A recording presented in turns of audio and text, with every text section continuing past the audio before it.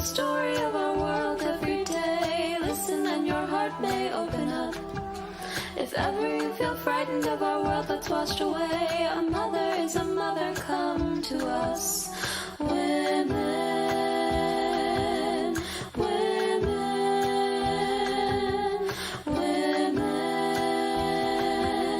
women. Women sew the fabric of our world every day. History of violence made it through. The stories that we share will live on until we say these truths are our gifts passed on to you.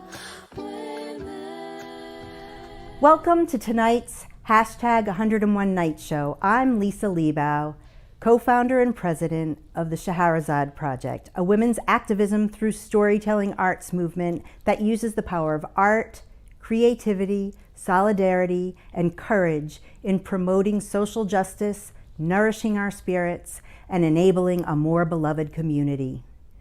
We're more than halfway through our Election Day countdown with creativity. We've been showcasing our strong voices to encourage all Americans to use their voices in the most important way, vote. Join us live every night, 8 p.m. Eastern, or watch previous episodes by visiting YouTube, Facebook, and IGTV. Tonight's featured artist is writer Jamie Holland Hull, who has lived in Washington, D.C. since 1986. Her stories and essays have appeared in Anti-Atom Review, Brain Child, District Lines, Electric Grace, Still More Fiction by Washington Area Women, Gargoyle, Grown and Flown, Scoundrel Time, and others. It's an honor to bring to the hashtag 101 Nights campaign, Jamie Holland Hull. I'm Jamie Holland, and I'm so proud to be part of the Scheherazade Project. I'll be reading my personal essay called I Am My Mother's Mother. Happy hour in the memory care unit means Frank Sinatra on the stereo, kiwi smoothies in little plastic cups, and my mom wearing elasticized pants and my dad's old zip-up sweater dancing among wheelchairs. This late January snapshot of my mom's life, while once disturbing to me, has now become an image to savor. Back in normal pre-COVID times, seniors gathered in the common space to sing songs, watch baking demonstrations, and play word games. My mom freely roamed the halls, wandering in and out of rooms, pilfering through neighbors' drawers, and scoring new outfits along the way. She spent hours in the lobby petting the resident dog, Riley. Now she and the other residents are quarantined in separate rooms, eating meals alone, and dwindling further inside themselves. It's been more than 3 months since I watched her face light up to the opening chords of New York, New York. The days tick by. FaceTime is more frustration than relief. And with little sign of this pandemic lifting, all I can think is, what kind of mother will I find after all this is over? I never thought I'd embrace the silver lining of an incurable degenerative disease, but Alzheimer's has been strangely kind to my relationship with my mom. Growing up, I was scared of her harsh tone and punishing silence, but over the last few years, along with the once coiffed hair and tailored tops, her prickly edges have softened.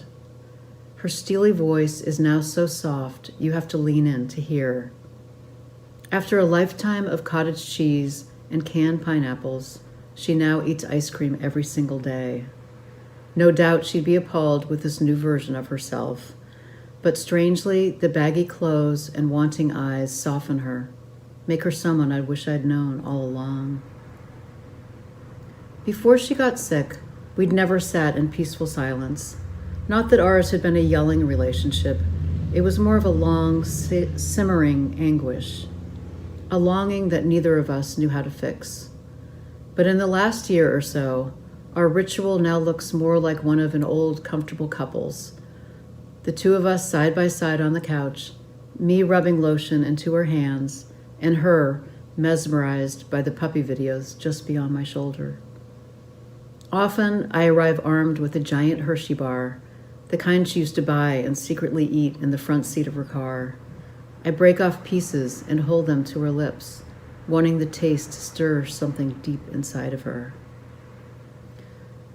Weeks after COVID swept through her facility, they offered a visiting alternative, FaceTime.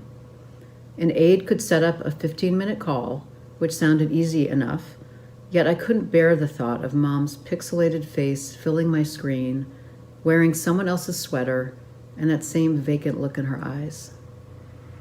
It was hard enough witnessing her slow deterioration in person. Each visit was further proof of her fading mind and the sober fact that no, she did not recognize her daughter.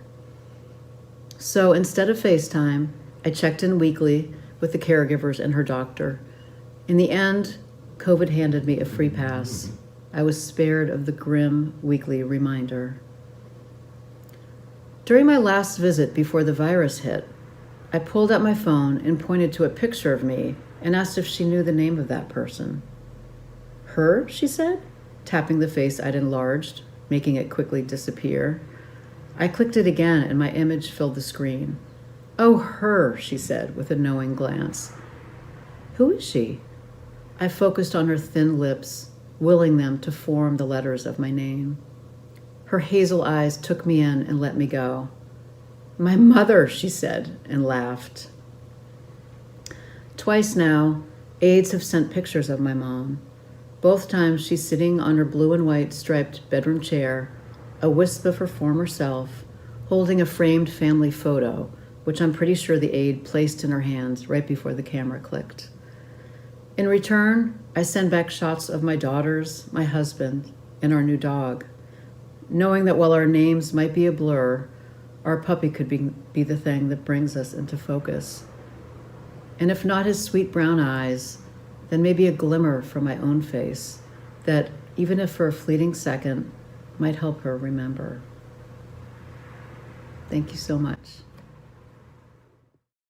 Thanks for joining the sisters tonight. If you've joined us other nights, I'm sure you too are impressed by the diversity of storytellers' approaches. Some have created new work for their night's performance, others have shared previous work, but all have signed on to support us by sharing their voices. By the time we reach November 2nd, the eve of the 2020 election day, all eligible voters will be ready to raise their voices too, in the most important way of all. Go vote, everyone.